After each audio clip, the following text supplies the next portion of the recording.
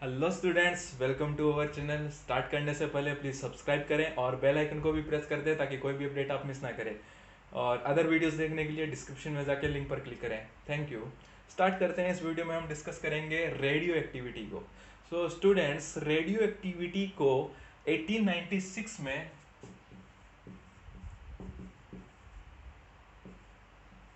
Henry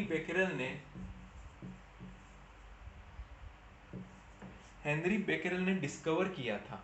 okay students, normally कोई भी चीज़ का डिस्कवरी होती है तो उसके पहले एक्सपेरिमेंट करते हैं बाकायदा, और ये टारगेट रखते हैं कि हम इस चीज़ की डिस्कवरी करने के लिए एक्सपेरिमेंट कर रहे हैं।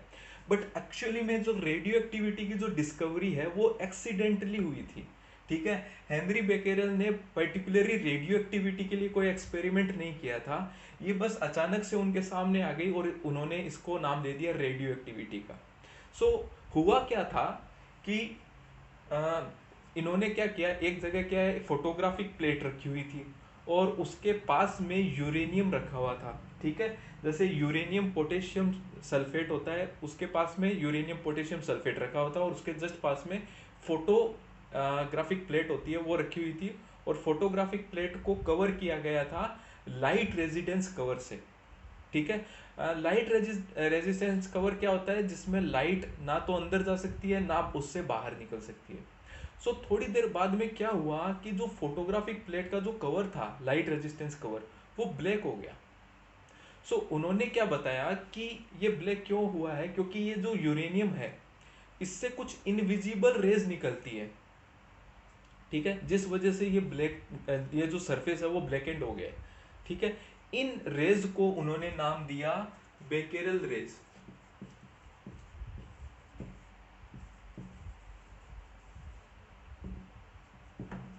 ओके स्टूडेंट, बेकेरल रेज की जो प्रूव है, इन रेज का जो एक्सपेरिमेंटल प्रूफ जो है, एक्सपेरिमेंटल एविडेंस है, वो दिया था क्यूरी कपल ने।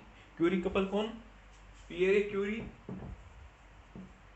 And Marie Curie.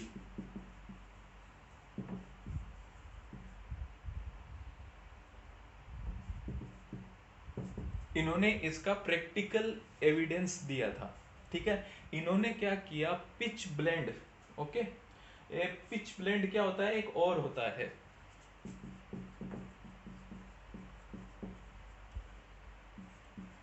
और माने अयस्क, जिनसे हम अलग अलग तरह के मेटल लेते हैं ना, वो और माने अयस्क होता है। ठीक है, पिच ब्लेंड और से इन्होंने पोलोनियम और रेडियम, इन दो एलिमेंट को अलग अलग कर लिया।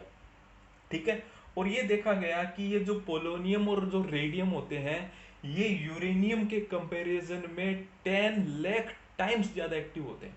यानी इनकी रेडियो एक्टिविटी, पोलोनियम और रेडियम की जो एक्टिविटी है वो यूरेनियम के कंपैरिजन में 10 लाख टाइम्स होती है।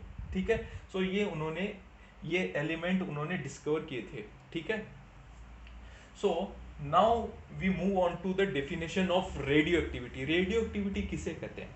रेडियो एक्टिविटी वो है स्टूडेंट्स, अनस्टेबल न्यूक्लियाई जो होता है वो खुद डिके होना स्टार्ट हो जाता है। ठीक है, मतलब अनस्टेबल न्यूक्लियाई में से अपने आप पार्टिकल्स है वो बाहर निकलने लग जाते हैं। ठीक है, इस इवेंट को, इस फियोनोमिना को हम क्या कहते हैं? Radio activity. Okay, basically it is the unstable nuclei. Unstable nuclei मतलब जो बहुत ज्यादा हेवी हो जाते हैं। ठीक है, जिनमें बहुत ज्यादा प्रोटॉन और न्यूट्रॉन, जैसे यूरेनियम है, बहुत ज्यादा हेवी न्यूक्लियाई है। ठीक है, ऐसे न्यूक्लियाई के क्या होते हैं? अनस्टेबल न्यूक्लियाई होते हैं। ये हमने स्टडी किया था जब हमने ये बाइंडिंग एनर्जी कर्व स्टडी किया था, उनमें भी हमने ये बताया था कि जो जिनका जो मास है वो 200 से ज्यादा है, वो क्या होते हैं? लाइट पार्टिकल्स में डिवाइड हो जाते हैं, जिन्हें हम क्या कहते हैं? फ्यूजन कहते हैं। ठीक है ना? अनस्टेबल या heavy, nuclei starts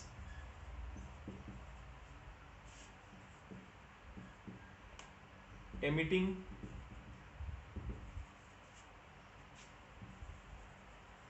particles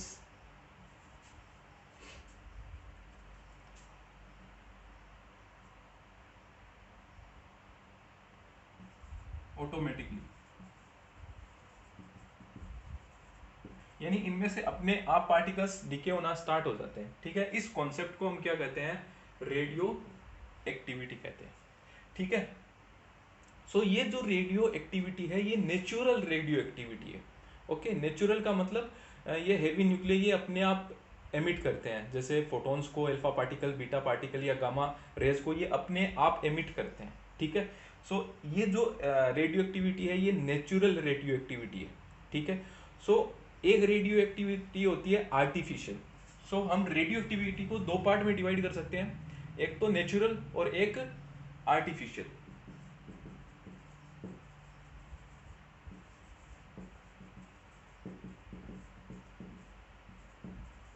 so natural तो हमने अभी जस्ट स्टडी कर लिया है कि जिनमें ऑटोमेटिकली अपने आप पार्टिकल्स का डिके होना स्टार्ट हो जाता है हेवी न्यूक्लियाई में से।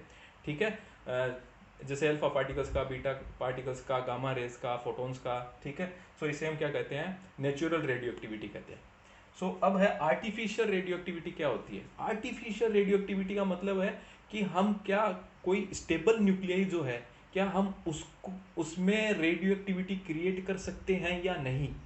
सो स्टूडेंट्स, आर्टिफिशियल जो रेडियो एक्टिविटी है इसको क्यूरी एंड जूलियो, ये दो साइंटिस्ट थे, क्यूरी एंड जूलियो, इन दोनों ने इस आर्टिफिशियल रेडियो एक्टिविटी को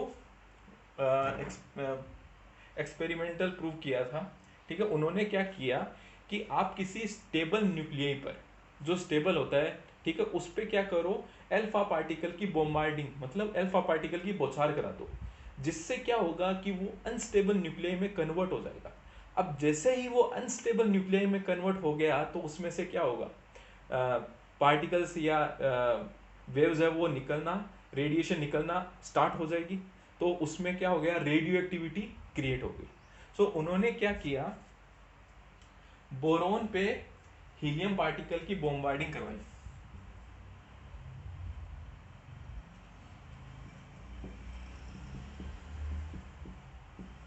सो उससे क्या हुआ, ये जो बोरोन है ये बोरोन नाइट्रोजन में कन्वर्ट हो गया। अब ये जो नाइट्रोजन है ये यहाँ पर क्या है, अनस्टेबल न्यूक्लियाई में, ये बोरोन तो क्या था, स्टेबल न्यूक्लियाई था। सो इस पे जैसे ही हीलियम यानी अल्फा पार्टिकल होते हैं हीलियम न्यूक्लियाई, सो जैसे ही इनकी अल्फा पार्टिकल की बॉम्बार्डिंग करवाई तो वैसे ही क्या हो गया, ये बोरोन अनस्टेबल न्यूक्लियाई, ये नाइट्रोजन क्या है, अनस्टेबल। अब इसमें क्या हो गया, रेडियो एक्टिविटी क्रिएट हो गई। अब ये नाइट्रोजन क्या करेगा, अपने आप इसमें से रेडिएशन एमिट होना स्टार्ट हो जाएगी। सो अब ये कन्वर्ट हो जाएगा, इसमें से जब रेडिएशन निकलेगी तब ये क्या होगा, नाइट्रोजन 13 में कन्वर्ट हो जाएगा। ठीक है, और इसमें क्या बनेगा, एक न्यूट्रॉन बनेगा। और अब ये नाइट्रोजन 13 है ये अब कन्वर्ट होगा कार्बन में। ठीक है, 6C13 में। सो ये ऐसा प्रोसेस होता है जिसमें आप किसी स्टेबल न्यूक्लियाई पे आप अल्फा पार्टिकल की अगर बॉम्बार्डिंग करवाएंगे तो वो अनस्टेबल न्यूक्लियाई में कन्वर्ट हो जाएगा। अनस्टेबल न्यूक्लियाई में कन्वर्ट होते ही उसमें क्या आ गया, रेडियो एक्टिविटी प्रॉपर्टी आ गई, और रेडियो एक्टिविटी प्रॉपर्टी आने से वो उसमें से क्या है, रेडिएशन एमिट या पार्टिकल जैसे न्यूट्रॉन इसमें से एमिट हो गया, और ये अब नाइट्रोजन 13 में कन्वर्ट हो गया, और ये आगे चलकर ये कन्वर्ट हो जाता है 6C13 में। ठीक है, और साथ में एक इसमें इलेक्ट्रॉन भी एमिट होता है यहाँ पर। सो इस तरह का जो रेडियो एक्टिविटी है इसे हम क्या कहते हैं, artificial radio activity. Okay students, तो एक नेचुरल है, नेचुरल का भी एक एग्जांपल देख लें, हमने देखा नहीं अभी, नेचुरल का भी एग्जांपल देखते हैं। नेचुरल जैसे 92 यूरेनियम 238 है, ये ऑटोमेटिकली इसमें रेडियो एक्टिविटी प्रॉपर्टी होती है क्योंकि ये सबसे ज़्यादा हैवी न्यूक्लियस होता है। सो ये कन्वर्ट हो जाएगा, यूरेनियम कन्वर्ट हो जाता है थोरियम में, अल्फा पार्टिकल इसमें से निकल जाता है 2He4, सो ये थोरियम में कन्वर्ट हो जाता है। सो स्टूडेंट्स, अब रेडियो एक्टिविटी के हम कुछ प्रॉपर्टी स्टडी करते हैं। सबसे पहली प्रॉपर्टी है, एक्सटर्नल फैक्टर्स का रेडियो एक्टिविटी पर कोई भी इफेक्ट नहीं पड़ता। एक्सटर्नल फैक्टर जैसे pressure, volume, states, solid, liquid, gas, इन सब का रेडियो एक्टिविटी पर कोई भी फर्क नहीं पड़ता।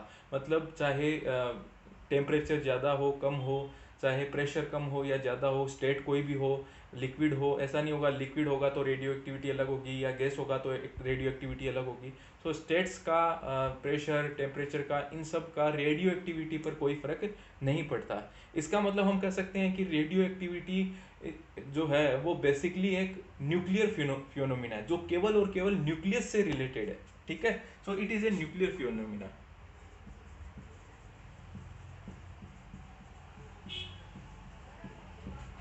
ठीक है, तो सेकंड प्रॉपर्टी है इसकी, it follows the laws of conservation. ठीक है, ये एनर्जी के कंजर्वेशन को, चार्ज के कंजर्वेशन को, लीनियर मोमेंटम, एंगुलर मोमेंटम, ठीक है, इन सब लॉज को, conservation of momentum, conservation of linear momentum, conservation of angular momentum, conservation of charge, conservation of energy, इन सब को ये फॉलो करता है। ठीक है, रेडियो एक्टिविटी में ये सब लॉज क्या होते हैं, फॉलो होते हैं। So it follows